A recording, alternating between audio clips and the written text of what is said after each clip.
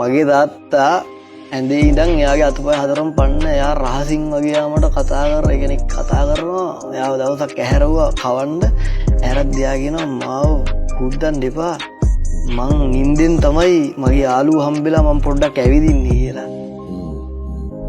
අතපය හතරම පන්න නෑ එයාගේ තාත්තට බේත් කරා බේත් කරත් අතපය හතරම පණ නැතුව තමයි තාත්තා මේ ජීවත් වුණේ ඉතින් අවුරුදු 17ක් තාත්තා ඇඳේ තියාගෙන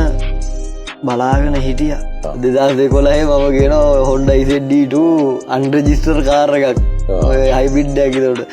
මේ 2011 ආයෙ මං කියනවා ෆයර් බ්ලේඩ් එකක් මේ අන්ඩර් සීට් CBR දීපු ඒ කියන්නේ ගමේ හොඳ රංගපාන්න උන කාලේ රංගපෑවා ආදල් ගන්න උන කාලේ ආදල් ගත්තා 13 විතර වෙද්දී ලොස්ට් මම බ්ලොග් එකක් ගැහුවා මං අවුරුද්දක් විතර ඌරු කෑම හැද්දා මං ඒත්තු කාලේ බීච් සයිඩ් එකේ පාරක් ගානේ උණු බකට් එක ඉඟුල් බකට් එක එකතු කර ඔයාට කියන්නේ මේ අපි මේ ඌරු කෑම අරේ මේ එක වරද්දි මට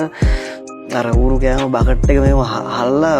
මෙහෙම කෑම තෝරද්දි මේ ග්ලව්ස් එක දිගේ පණුව යනවා මගේ ඇස් දෙක බොඳ වෙනවා මොනවා වුණත් මම විශ්ව මුදලාලිගේ පුතානේ එහෙම දැනෙනවා පොඩි කාලේ නොතේරෙන කවට ෆෙයාස් පටන් ගන්න ඕනේ ෆෙයාස් එක එක්කෙනා ඇක්සිඩන්ට් එකක් වුණා ඊට පස්සේ පොඩ්ඩක් යාට මතකේ පොඩ්ඩක් මේ වුණා මමත් ඒ ෂොක් එකේ මම ආවේ ආපු බිම්ම හන්දියෙන්මයි බැස්සේ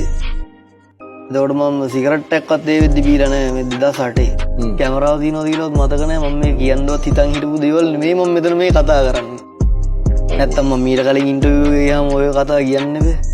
දැන් එළියට වහිද්දි කොයි වාහනේද යන්නේ කියලා අපි දෙන්න කතා කරලා අර කියන් මේ කියන් කියලා දැන් කතා කරලා වාහනේ නැගලා යනවා ඒක අපි ඉතින් යන ගමන් අපි කතා වෙනවා